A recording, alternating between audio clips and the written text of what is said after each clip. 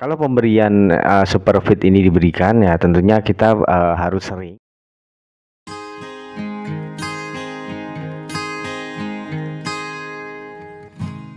Assalamualaikum warahmatullahi wabarakatuh. Halo sahabat Gosobi, kita berjumpa kembali. Pada kesempatan kali ini kita akan coba membahas pertanyaan yang masuk dari teman kita yang memiliki akun adalah Om Rantau Tapin.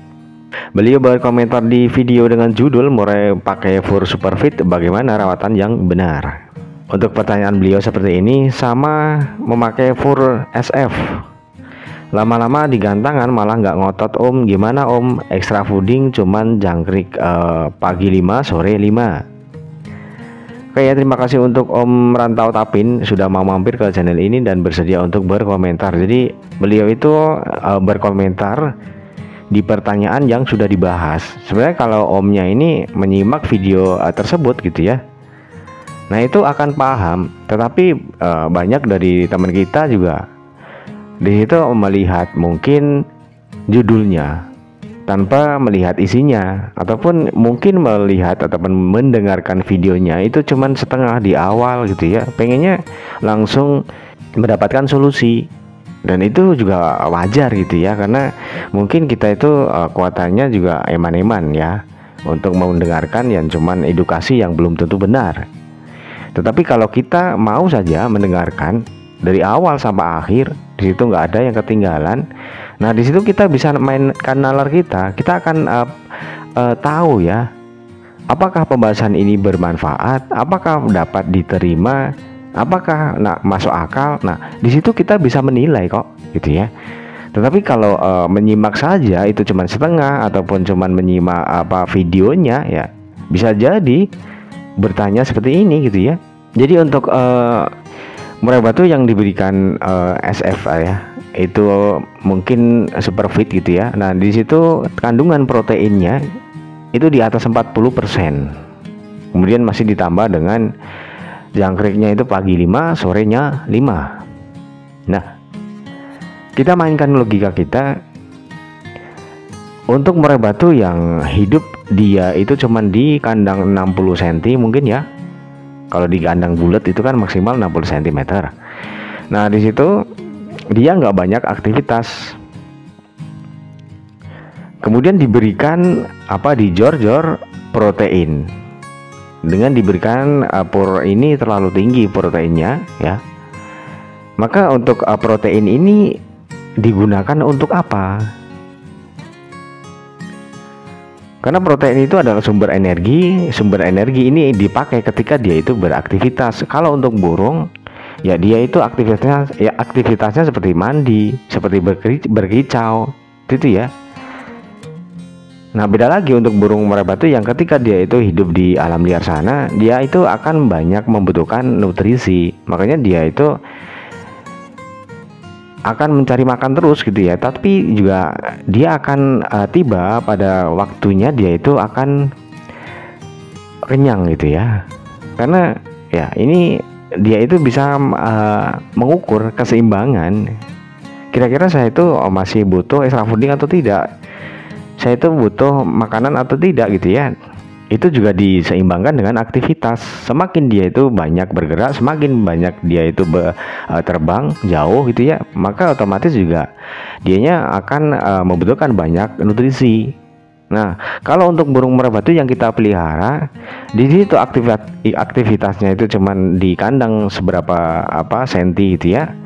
Nah sedangkan kita berikan asupan nutrisi yang tinggi 40%. Nah jadi untuk nutrisinya ini ya, proteinnya ini ya mubadir gitu ya, nggak dipergunakan, lama-lama juga akan menumpuk di situ. Burung akan kegemukan, ototnya juga nggak akan jadi. Ya protein yang masuk ketika dia itu nggak ada olahraga, nggak ada pergerakan yang berarti, ya dari mana bentuk otot gitu ya. Wong kita aja dalam membentuk otot itu ya, nah itu kita harus lari-lari, harus lari kecil, harus berenang, harus olahraga seperti itu ya. Jadi ya wajar untuk burung murai batu yang diberikan asupan protein yang tinggi, ketika di gantangan dia nggak ngotot. Karena apa ya, dia kegemukan gitu ya. Jadi untuk langkah kita di harian tentunya. Nah, kalau kita berikan untuk burung murai batu kita itu pemberian foodnya itu di atas 40% proteinnya. Nah, di situ otomatis ya harus dicerna, harus digunakan dengan apa? Ya dengan sauna, dengan pengumbaran seperti itu. Itu akan jadi ototnya, itu akan jadi lemaknya nggak semakin menumpuk, nggak ke obesitas untuk burung ini. Ya, kita imbangkan dengan istirahat, sudah di situ akan komplit. Terjadilah yang namanya adalah energi, stamina, power, seperti itu ya teman-teman ya. Tetapi akan beda lagi ketika burung murai batu ya, untuk tujuan kita itu beternak di situ. Kalau kita itu tidak pengen ribet, dalam arti kita itu nggak usah susah-susah memberikan extra fooding ya.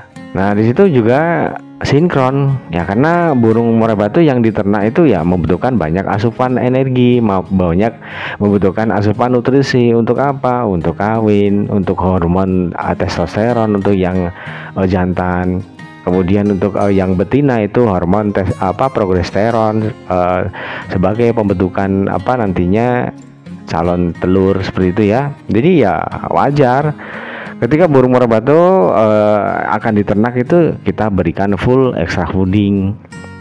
Lagian dia itu di kandang ternak ya, biasanya kan untuk kandang ternak kan ada yang besar, ada yang kecil ya.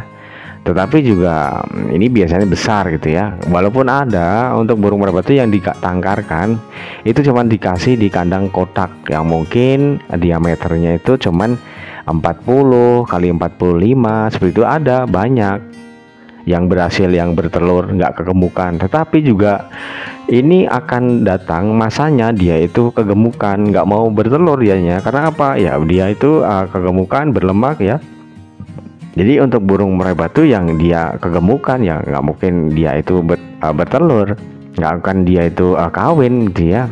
Jadi ya untuk burung murai batu yang kita tangkarkan di kandang kotak itu juga harus diseimbangkan dengan penjemuran ataupun pengumbaran setelah dia itu habis bertelur ataupun habis menyapeh anak ya, panen, seperti itu ya.